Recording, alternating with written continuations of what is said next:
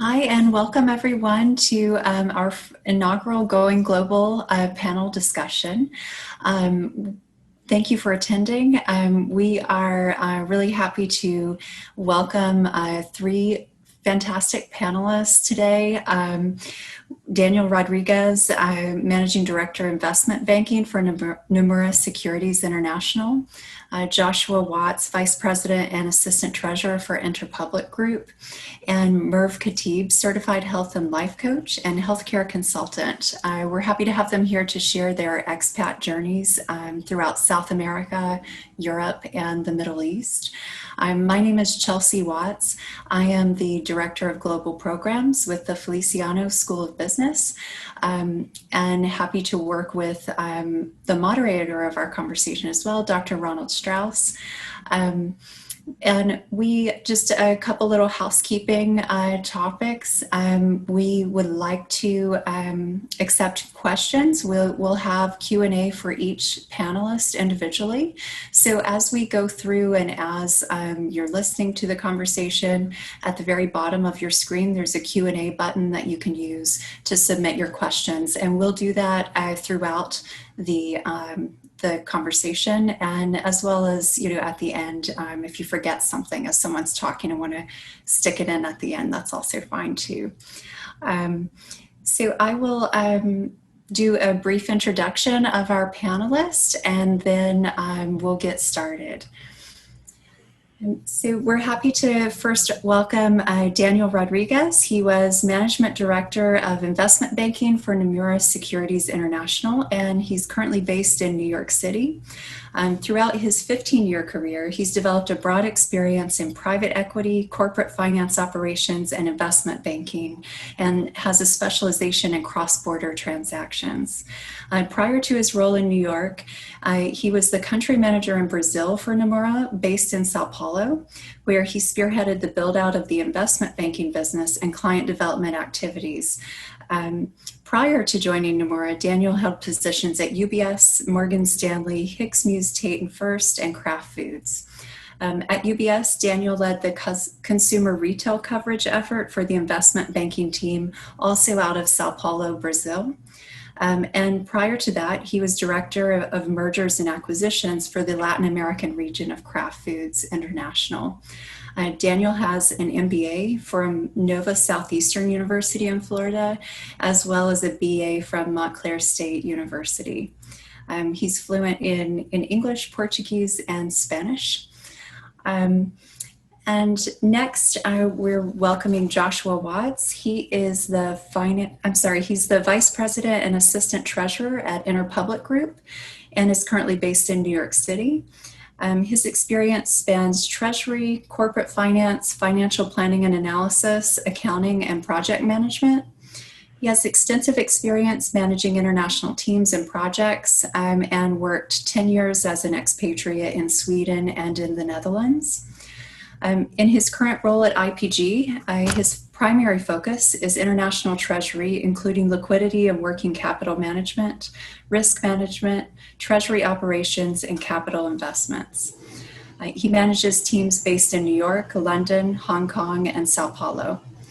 Before joining IPG, Joshua was Director of Capital Markets at AkzoNobel, where he was responsible for the group capital structure, including over 300 legal entities in 80 countries, and managed central liquidity, including a $2.1 billion syndicated RCF, a $3 billion commercial paper program, and the group's investment portfolio.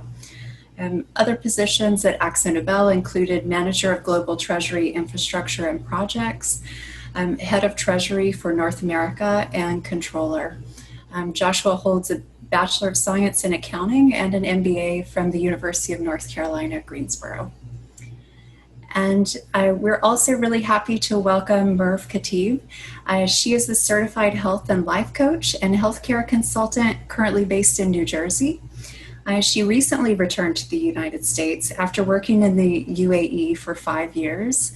While she was in Dubai, Mirv was a management consultant for Bossum for Health Promotion, following a position as customer relationship management consultant for Salamatak Healthcare Management. Previously, she held roles in the United States with Bayonne Medical Center and Signature Fitness. She graduated from Montclair State University with a Bachelor of Science in Management and International Business. So we're really happy to welcome all three of you today. Thanks so much for giving us some of your time and sharing your experiences with our students. And Dr. Strauss, I'll hand it to you to start the conversation. Thank you, Chelsea. I'd like to welcome Daniel, Joshua, and Merv. Thanks for joining us. It's always fun to talk about our international experience, about the expat life, and particularly, if we have an audience of interested students who we can impact. So it's very much looking forward to this. I've put together a couple questions, and I think we'll go first talk to Daniel for these questions, then Joshua, and then Merv, and then see what questions we have from the audience. So Daniel, good to see you again, and certainly a very distinguished background, as Chelsea discussed. And to start the conversation, would you take us back to your first assignment overseas and talk about how that opportunity came about and how you evaluated it, why you decided to take it, what were some of the pros and cons, what was going through your mind as that surfaced? Absolutely, Ron. Well, Chelsea and Ron, thank you for the introduction. So my journey to working overseas, I would say, started in 1998 when I was initially with Morgan Stanley. I was an analyst there, and my first exposure to international travel was there. So I was asked by the team to go to relocate to Brasilia in Brazil for about 6 months to help within a data room. We were in the process of selling the telecom, the government's telecom business in Brazil to various investors, and they wanted somebody junior in Brazil to help manage the data room. So I spent about 6 months there. That was my first exposure to Brazil, which was a great experience. Which was a great experience. And then my first expat experience was in 2008. Now that was basically the following. UBS, so 2008, if everyone on the call remembers, was the crisis. I mean, it was a challenging year for several institutions, including UBS. So my first experience as an expat was with UBS. So we were in the crisis, 2008. UBS had to retrench from several businesses, and the first business that they decided to sell was their Brazil operation. Essentially, the next day after selling the Brazil operation, I received a call from the head of Latin America, and the head of Latin America informed me that, look, we're going to rebuild Brazil organically, and we just recruited a team from Standard Bank, but we want somebody there that has been at UBS and knows the culture. So the opportunity was to move to Brazil to help build out that business, and I would be responsible for consumer coverage, including most of the Brazil. So the situation was the following. So they wanted to rebuild the business. I went there, spent about 3 years there helping build out that business. Pros and cons, as you mentioned, Ron, was, I thought it was a great experience to continue to build out my international experience. It was a great opportunity to diversify myself from many of my colleagues in the U.S. I'd say the con is that once you're a senior banker covering clients in a specific region, you automatically become associated with that region because your clients are there.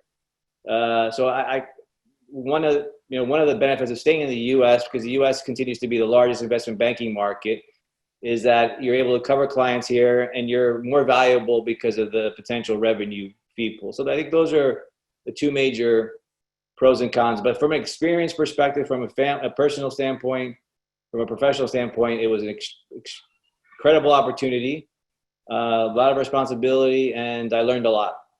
And then, after 3 years there at UBS, I was recruited by my former boss, from Morgan Stanley, who I just joined Nomura, to help build out that business. And that was, again, a great experience because it was the first time I had, responsibilities for building a team, and obviously building the business. And more importantly, meeting with clients and presenting Nomura as a new brand to Brazil. So there was a lot of exposure to senior management across the firm.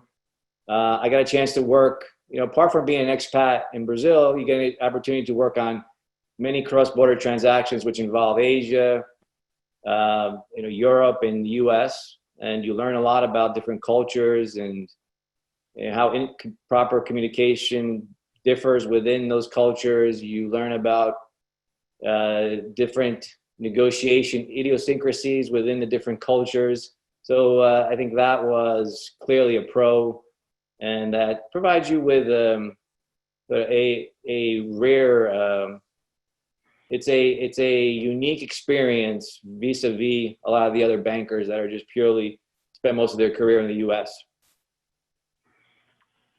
I'm going to pick up on a couple of the words that you used because they're interesting. You talked about unique experience. You talked about learning. Could you share, it's a little hard maybe to recall, sort of a particularly unique experience, a vignette that you went through during your overseas time that really you wouldn't have had unless you were there, that then informed the rest of your career? Yeah, look, I think I had personal experiences and professional experiences that have helped me out through my career. I think from a personal perspective, I grew up in a Portuguese household, not a Brazilian household. So the one adjustment I had is, even though I had the language, I knew the language, which is obviously important in any expat experience. But my language, the Portuguese language, was European rather than Brazilian. So that was a unique, it was interesting because you had to adjust your communication, and it took me years to finally adjust to Brazilian Portuguese. So that was from a personal perspective. From a professional standpoint, I would say that what has helped me a lot was not only being an expat in a different country, but also having the exposure to different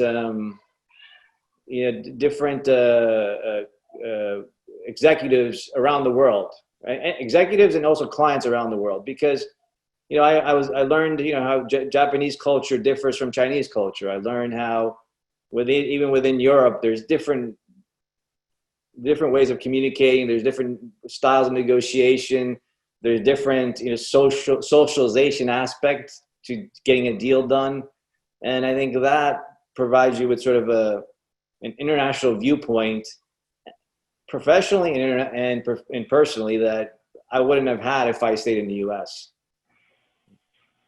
That's great. That's great. You've touched on this too, but when you talked about the people you met, the senior people, but talk about how your international experience impacted the rest of your career once you returned to the U.S. Was it an accelerant? How do you look at it? Yeah, look, I think it's like anything else, pros and cons, right? From an experience perspective, it was great. Now, coming back to the U.S., when you're getting recruited by other firms, or when you're in dialogue with other opportunities, they typically, at least in my industry, it's different from other industries. But I think in my industry, when you get to a senior level, it's all about your clients. Where are your clients located? How much revenue can you generate? And being in the U.S. and having most of my clients in Latin America, in Brazil included, it becomes a challenge to reposition yourself in the U.S. for, given the background. You have to obviously, I'm going through this now, but you have to basically leverage a lot of the transferable skills that you have, and and how that is applicable to the U.S. market. But at the same time, within my industry, it's all about your clients, right? But I think within a corporation, as Joshua and Mirvat will touch upon, I think it's a great experience because you get to know the ins and outs of an institution, of an organization across the world, right? And that positions you potentially for more of a senior corporate role, but not necessarily in banking or in private equity. It's a completely different way of thinking. That's great. One final question for now, and then we'll come back. And that is, you're talking today. You have an opportunity to talk to a group of business students, including MBA students who are just starting out in their career.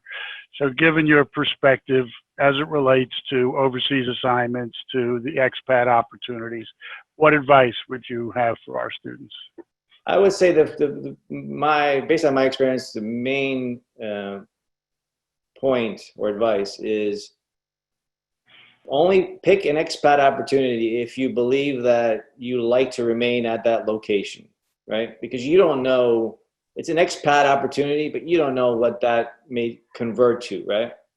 I think if there's a transparent path, and that's what happens a lot of times with expats, where there's you're going to spend 2 years in Asia, you're going to spend 2 years in Sao Paulo, in Brazil, and then you come back to HQ.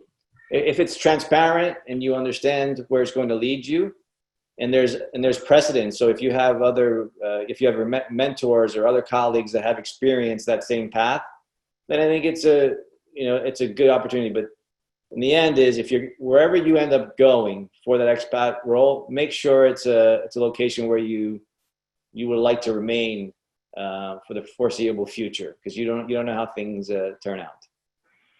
Well, Daniel, thank you very much. Appreciate it.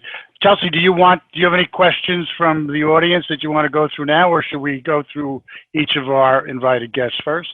I think you can move on to the next panel. Okay, and then we'll come back to you at the end. Well, thank you very much, Daniel.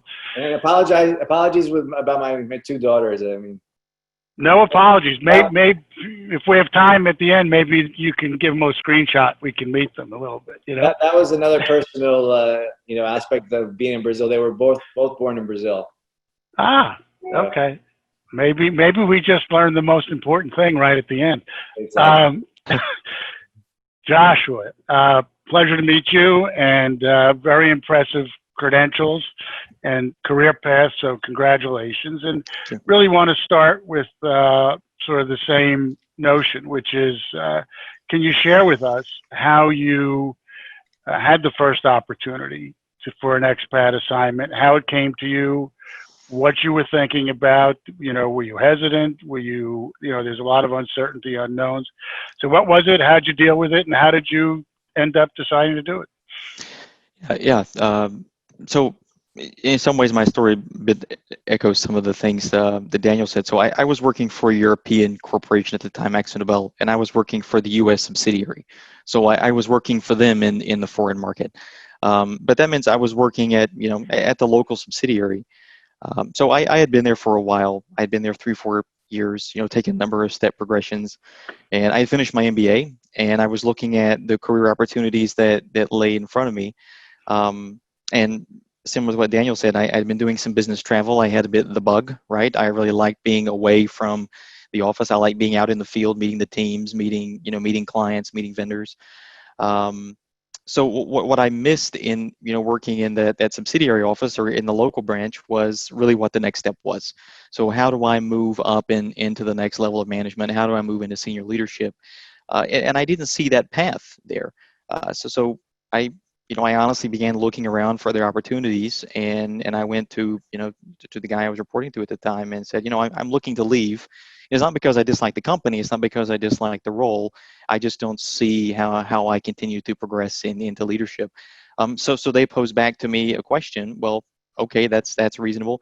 Why don't we take the next step in a foreign market? Why don't we have a couple of opportunities in the Netherlands or in Sweden or perhaps in Colombia at the time?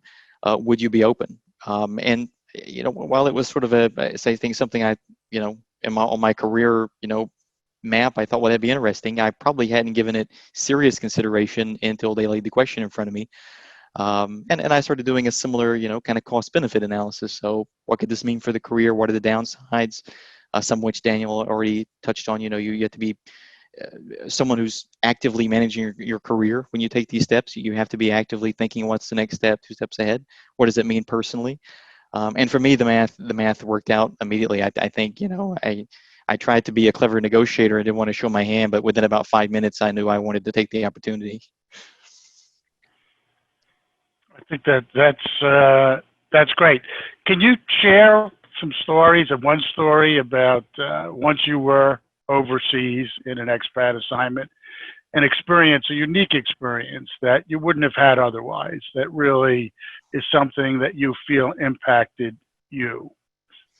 Yeah, absolutely. One of the things that you hear about in business, you hear about it in practice. You take courses on it when you're in school, and you take workshops, right? But it's really all about communication, right? It's about direct communication. It's the way you communicate with your team, your peers, yourself, the way you manage yourself. And it's one thing to say that and practice it. And here in the tri-state area, we benefit from a lot of diversity, right? We have a lot of diversity of peoples and ideas and cultures and ethnicities. But until you really go and immerse yourself in it, you can't really appreciate the impact of what it really means to actively manage communication. So when I was working in the Netherlands, when I first landed there, they brought me, sort of a cultural ambassador was kind of a title of a person that we had in the HR team. And they said, so one of the things you should think about, again, thinking about your communication courses, things like power distance hierarchies and direct indirect communication styles, was that the Dutch can be very direct, very blunt. They really like to get to the point. They don't like sugarcoating. And particularly for Americans and the British, who often like to speak around topics, when you have interpersonal conversations like performance reviews, that tone can be really off-putting. So I said, okay, that's fine. I put it in the back of my mind.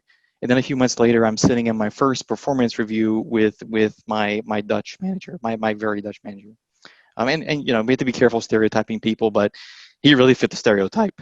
And he really hit me hard. He was like, yeah, the job you're doing is good. Over here, you could be better. This piece I like. That you should stop.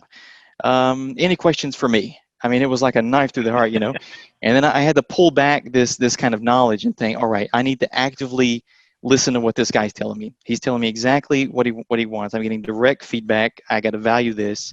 And immediately I started thinking, behind this, I now have to do 6 performance reviews with my team. So how do I now communicate with them in this way they're expecting? Because it goes on the sending and the receiving side. They're expecting to receive direct communication. If I'm not direct, if I'm not speaking in a way they can hear me, then my whole team is going to be suffering. So immediately I started to feel what Daniel was saying.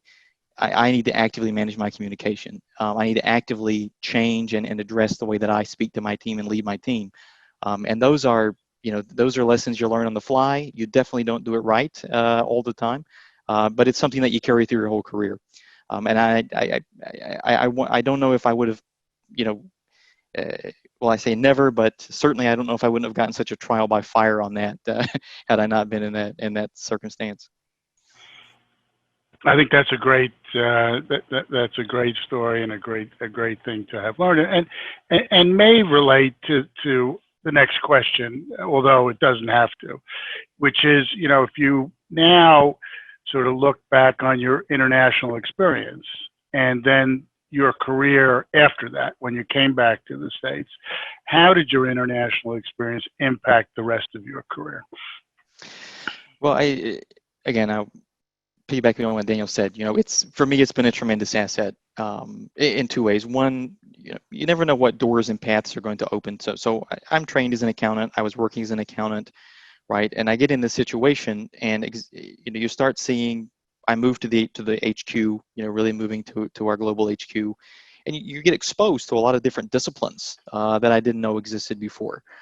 You start seeing, executives, you start seeing the way other people manage, you start leading all this, and it opens up ideas so for example, I moved from controlling and accounting to an FP&A discipline to treasury and capital markets. And now I can't imagine doing anything else And that discipline, I really didn't even appreciate what it brought to the corporation until I had that experience. Being just working international, living abroad, getting up, building up a resume of that is something that you bring back that follows, that really follows you. So when I returned back to the U.S. after being away for 10 years, and I started interviewing, the things that were really getting, picked up on my resume, on my CV were about my international experience. So if I kind of, just say it a little bit differently is, right, so it kind of works both ways. So you have this unique body of knowledge about a market, the cultural norms, the way you negotiate, and I'm a finance guy, so right, the tax nuances, right, some the local gap nuances that create opportunities and challenges, and sometimes that gets parlayed into an idea that since you worked international, you just must understand everything going on outside the U.S. So at the moment, my team is devised linearly. There's, I have a peer. She looks after the U.S. and my area of responsibility is the rest of the world. And that was a number of the roles I was interviewing for. So you take, that demonstrable knowledge that you can step into a market, you can learn those nuances, you can create opportunities there, you can thrive in that challenge. And that what that does is that creates, a track record where you're giving continual opportunities to, continue to get challenged and put to that test. So for me, it's really, defined my career working first, within my discipline, but also that now the nature of my work is continually focusing on things outside the U.S. I think that's great. I just want to make a comment to the participants. If you do want to submit questions, feel free to. That's the way to do that. We're going to come to those questions once we're done with the initial conversation. So Joshua, one last question. You've got an audience of participants who are interested enough to join this session and hear from Daniel, from you, and from Merv. So what advice would you give our students at this time? So as I mentioned, the way I fell into, living and working abroad, first was a bit of business travel, and then second was really, asking what opportunities are available. And my expectation is, my guess is, if you're working for a large MNC, there's a pretty good chance that there is some type of program that exists within that MNC that's focused either one on retaining talent or importing or exporting corporate culture. And you may be surprised what opportunities might exist structurally. And that might be short-term assignments, right? Maybe you work on a project. It could be a management development program that, allows you to shift seats across a couple of different disciplines. Or it could be, longer-term assignments like I've done. So I would say my advice would be, if you have an interest, ask. You may be surprised to understand what programs are available, and how willing, some corporates are or some firms are to open those kind of opportunities, because there's certainly value for a corporation, right? Supply chains are global, financial supply chains are global, many MNCs clientele base are global, and so there is a value to them to training and teaching people to work in an international environment. So, and then my personal observation would be, there are a lot of personal challenges that come with it. There are tremendous personal rewards, and if you got an opportunity, exactly to Daniel's point, you need to be the kind of person who, takes a lot of ownership and responsibility for your own career. You got to make and plan the next step. You got to actively manage it, but do it, right? Put yourself out there and try it would be my recommendation. Thank you, Joshua. Thank you very much. Merv, very nice to meet you and learn about your experience in the Middle East and the healthcare professional, and with a wonderful background. So I want to sort of start with the same question, Merv, which is take us back to the first time that you had an opportunity to think about an expat assignment, moving overseas, how that surfaced to you, and what were you thinking about in terms of, were you thrilled about it? Were you, a little hesitant, both professionally and personally, and how you decided to end up taking it? All right. Well, thank you so much for having me, Chelsea and Ron, and hello, everyone. It's very exciting to be here. So my story is very different than, obviously, Danielle and Josh, but I would basically go make it a little fun and straight to the point without too many details. So I had obviously graduated from Montclair State. My whole background has been in sales and marketing in the States. then I treated myself. I tried to get my GMAT, so I took my GMATs twice. Didn't get the score that I wanted to go back to school for an MBA. So I treated myself on my birthday, and I traveled to Dubai at the time. I was fortunate enough to have family there that were living there. So I went on a nice, cute little vacation and decided to just wing life and stay. So I quit my job while I was in Dubai. I quit my job in US, and I decided to actively look for work. So my background is in healthcare. And then when I started to actively look for work in Dubai, I came across a startup company that was Salamatak. So it was a medical tourism company. It was the first to have opened in Dubai.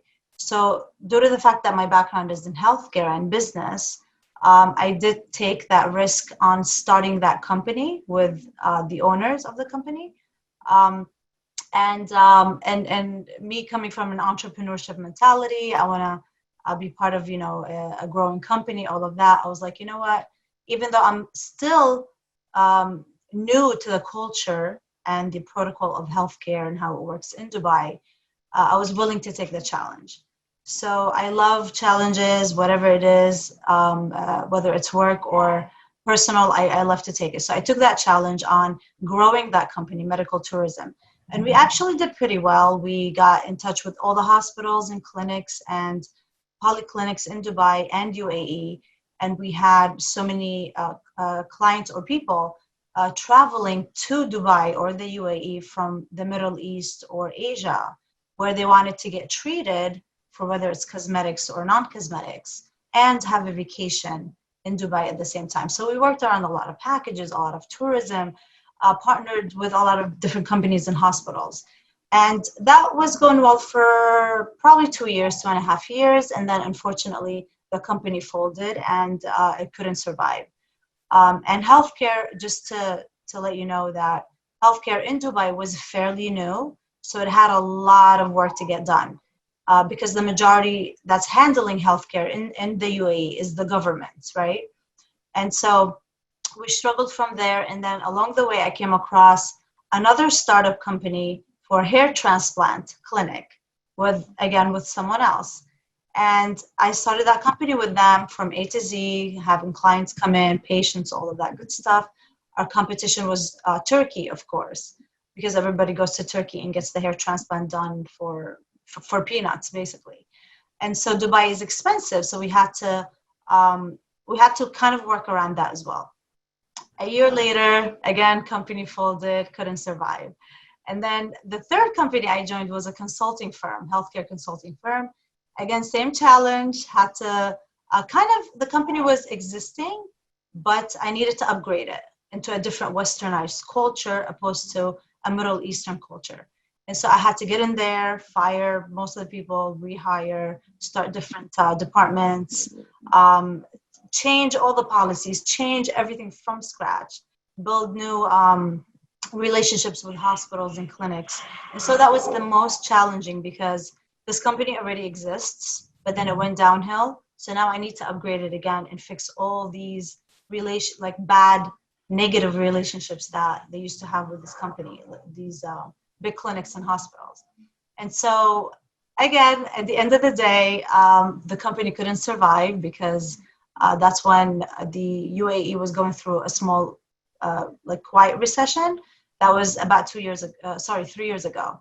And then I decided to go on my own and become a freelancer because I've already built some clientele. I became a freelancer for a year, but then if you don't have you're not sustaining a job or a financial income on a monthly basis, you really cannot survive, truth be told, right? So then I decided to come back to US. And that's when I moved back here about 2 years ago. And obviously I missed my family and I missed being home. And then when I moved back here, I decided to go back and follow my passion, which was health coaching and life coaching. And so I went back to school and got certified to become a health and a life coach, and started because I was already working with people as is before being certified. So then I started building my business. I come from a background of startups. So I was like, why not build my own business? Because I honestly didn't want to go back to corporate or to go back and get my MBA. And I just felt like something was pulling me to just follow my intuition and follow what I'm passionate about, which was health coaching. And that's what I did. So now I have my company and I'm working privately with some clients, virtually mainly because of obviously the corona. And it's been very, very stressful, but I'm loving it and I'm enjoying it because I'm doing something for me. And that's why I'm here. I'm back in Jersey. That's a wonderful, wonderful story. And so many questions come to mind, but I want to pick up on one aspect of what you discussed in one of those companies that you joined. You said you went in and you had to change the culture and hire and fire people. And you know, in a foreign country, that can be, as Joshua's discussed, as Daniel's discussed, you know, there's a lot of challenges, to communication challenges, to being able to affect cultural change, you know, and to be sensitive about it. What do you think it is about you? And feel free to brag, okay? What is it about you that enables you to do that effectively? That's really quite a remarkable capability. Right. That's a very good question, Ron. So obviously me coming in as the fresh meat, this new person from US, who is she? What is she going to do with this company? She's going to take over this company and change it. So obviously I had a lot of people that went against me and I wasn't liked, obviously, not because of my personality, just because I'm coming in and changing so many different policies and protocols, because that's what the owners wanted initially, and that's why they hired me. And that's why I accepted the challenge. So then me going in, I struggled a lot with the culture. The culture is very, very different opposed to the US. The Middle Eastern, especially the Gulf culture, is very different, whether it's at work or outside of work. But obviously we're talking about work here. So I had to start from scratch with educating the people that I was working with. Because you're talking about you're a 10-year-old, let's say you're a 15-year-old talking to a 5-year-old. So the 5-year-old is not going to understand what you're saying. So you obviously need to go down to the 5-year-old's level to make them understand. And if they don't understand, you have to educate them. Take them to, take classes, teach them a few things. So I struggled a lot with the people that we kept, and I struggled a lot with the people that I had to let go of, because it wasn't something personal. And the culture in the Middle East, unfortunately, you find a lot of, they hired their niece, they hired their nephew, they hired their brother, they hired their sister, without them having massive experience in accounting or marketing or sales or whatever the case was. So there was a lot of favors going on, and I had to work around that. So obviously coming in, changing the protocol, the policies, being okay with certain policies and having approval from the healthcare government and the department. Like something very simple, if you're posting something in marketing or on the website, I needed to get approval for it. I needed to go through a huge protocol on approving if we were to say a certain word on our website because of their culture, right? So struggling with that and just working around the budgeting as well of the company and the finances, and the boss says okay, but then I say it's not okay, and then the whole the whole language is different, and then it honestly, it was a hot mess. It was a hot mess, but I was enjoying the process and enjoying the challenge, because at the end of the day, I accepted it and I wanted to make a difference and upgrade this company. So even though I got there, but these obstacles were in the way, of course. Thank you. I see we have several questions, but before we turn it over to Chelsea, one more question, Merv, for you, which we asked Daniel and Joshua. If we have interested students here, and if you had advice for them based on your experience, what would your advice be? Okay. My advice would be for all of you students listening out there, two things. It's if you're looking for expanding and becoming an expat and working abroad, make sure you go for a company that's well known, Fortune 500 maybe, an international company that's going to get you somewhere, and there's potential for growth. That's one way. Or another way, you can do it by following your intuition, like I did, and following something you're passionate for, even though you're going to work abroad. Go for something that you love doing, and even when you think you're going to give up, even when you think it's not going to work out for you, trust the process, because there's a reason why you're going through all of this. So even though you travel and you go through a company that's not going for you, trust the process, because that's going to get you somewhere else. Well, thank you so much. And it was great speaking with each of you. I'm going to turn this now back over to Chelsea, who has some questions from the audience. Great. Thanks so much, everyone. This was so interesting to hear such a diverse, a diverse set of experiences and ways of getting abroad. We have several questions. There is one that is kind of for everyone, so I'll throw it out to all of you. And it's a more practical question in terms of managing your life when you were abroad. So someone asks, how did you handle your finances while living permanently in another country? Did you keep your American accounts, such as credit cards, and use them abroad? Do we raise our hand? Do we just speak? Yep, just jump in there. Okay, I can real quick say something if you gentlemen may. Please do. So financing, yes, you obviously don't close any bank accounts or credit cards, because eventually you're still going to be connected to your country, to US, or coming back here. You just keep them open. What I did is, obviously, I worked around my savings, I worked around my credit cards. I also still have accounts in Dubai, a checking account and a credit card that I'm still maintaining, of course. So it's good to have that balance of finances, but then when you're going to a different country, make sure you're budgeting your spending. Like, you must and you have to budget in a different country, because you don't know what's going to happen. You don't know.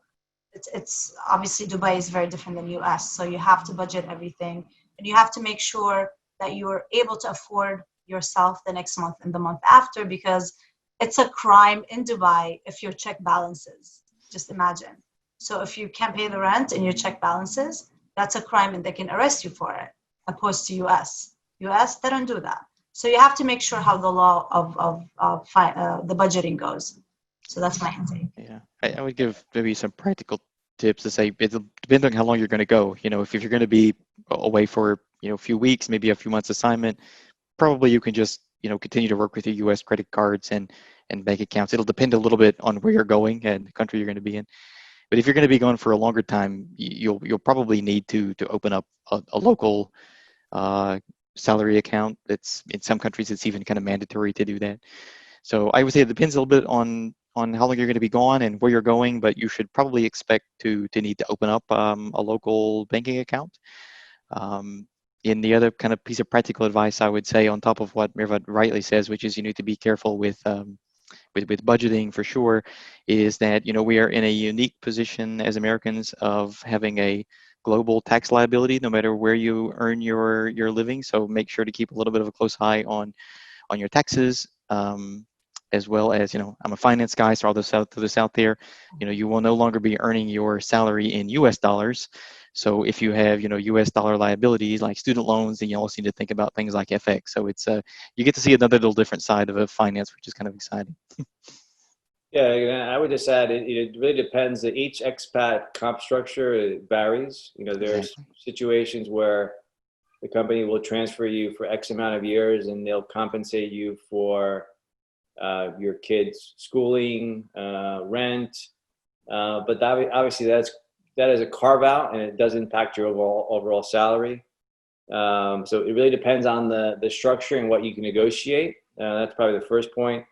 I think Joshua made a very important point, and that's it really depends on which country you're going to, because certain countries there's a significant amount of bureaucracy. So if you're employed by the legal entity, the local legal entity, You get paid in local currency. It's very difficult to open up an account. But in the end, the recommendation is, at least in my case, if you are getting paid in, as the finance guy, if you're getting paid in a non-US dollar currency, is you try to have a local account where you get paid, but transfer as much as you could to US dollars in your US account. So the idea is to keep both accounts open and hedge yourself. Exactly. That's a sell side guy. I agree. Great. Thanks so much for that. I have a few questions for individual folks here. So question for Daniel. How do you encourage creative thinking within your organization?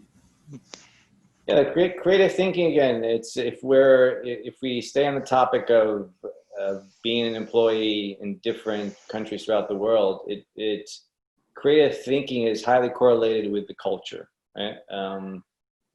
And the way people think. So, I give you an example. I think in Japan there is minimal creative thinking, right? It's more about process rather than creative thinking. In the U.S., we tend to be more creative and flexible, where other employees in different regions are more process oriented. So creative thinking, to enable creative thinking, you have to also make sure you're taking into consideration culture, communication into that process. Great. Thank you, Daniel, for that. Have a couple questions for you, Merv. One is, are you looking for any interns? Wow, that wasn't expected.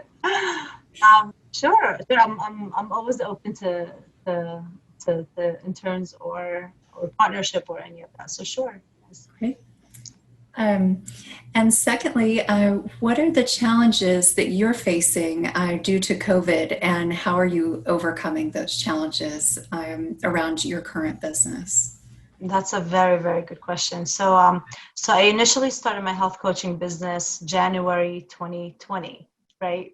Right before everything started. I'm like, yay, my own business finally. And then right, COVID comes, but then that's fine. I've been through many challenges to be able to keep a strong mentality around this. So I took this as a challenge again, and I was like, all right, I got this. And obviously, since I work a lot with mindset work and habit change and staying positive. So I had to coach myself. And obviously, I myself have a coach as well. I had to coach myself and keep my vibration very positive and high because of the work that I do. And so I was facing a lot of difficulties and challenges with clients that became very depressed, became anxious, didn't really care much about losing weight as much as surviving the day, right? And so these are the other challenges on dealing with specific clients. And obviously, due to the work being virtual, it's helped a lot instead of being in person. Yeah. Absolutely. You have great endurance, through it was so interesting to listen to your different ventures, and almost fitting that, you started your business just a couple of months before this huge, change in the way we live and work. May I say one more thing for the business students? With every challenge that comes to you, there's something great that's going to happen. I mean, at least that's my experience. Every obstacle, every challenge, every time you thought you're going to give up and it's going to be done for you, there's something great that's going to happen. So just trust that. That's great advice. I think especially in the context of our conversation about living abroad and how many challenges you face personally and professionally that might, looking back may seem like they were small issues, but at the time they were momentous, and you kind of deminimize those now because you did grow so much from those experiences. So I think that's great advice. And finally, I have a question for Joshua. Can you name a person who has had tremendous impact on you as a leader? Why and how did this person impact your life? kind of a heavy question. Yeah, that's a that's a big one. Yeah, well, I guess it'll touch you a little bit with what Merv was saying, right? So I, I remember very specifically. I had a gentleman I reported to when I was living in Sweden. His name was Stefan, a German businessman, really good businessman. Um, and what he really taught me a lesson in that leadership is about giving people space to perform and excel. And your job as a leader is to push them to their boundaries, to push them to find the piece of themselves that they didn't know was there, to push them into new experiences, to challenge them continuously. And in the time, working for him was an absolute nightmare. I mean, the guy was constantly, pushing me to go back, pushing me to do something different, take a different experience, take a different look at it, redo this. And I really struggled with him at the time. But he and I really developed a great personal relationship. When I reflect back on that, I think, how many times would I have settled, or how many times would I maybe have not have pushed myself a bit further, or maybe taken a new experience if he weren't constantly challenging me as a leader. So that's something I try to bring to my team. To be fair, I try not to be as difficult as this guy was, but it's to really create a space for my people where they have a room and they're encouraged to follow, it's just to a certain extent, their own passion, their own ideas, and then constantly challenge them, to push their own boundaries. So I think that's something he taught me, and that's, it comes down that, and that's, it's nice. Oftentimes we like to have an easy boss, an easy life, but those usually aren't the times when you're growing, right? That's kind of when you're just coasting along. So I learned a lot from him. Great. Thank you so much for sharing.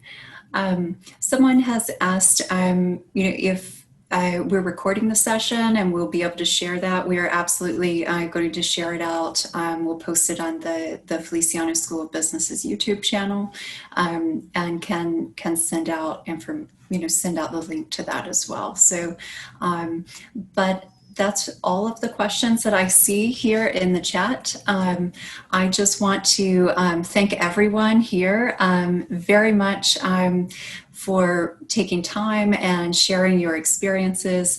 I love that so many of your stories were had some similarities to them in terms of, communication styles and how important things like that are in an international context.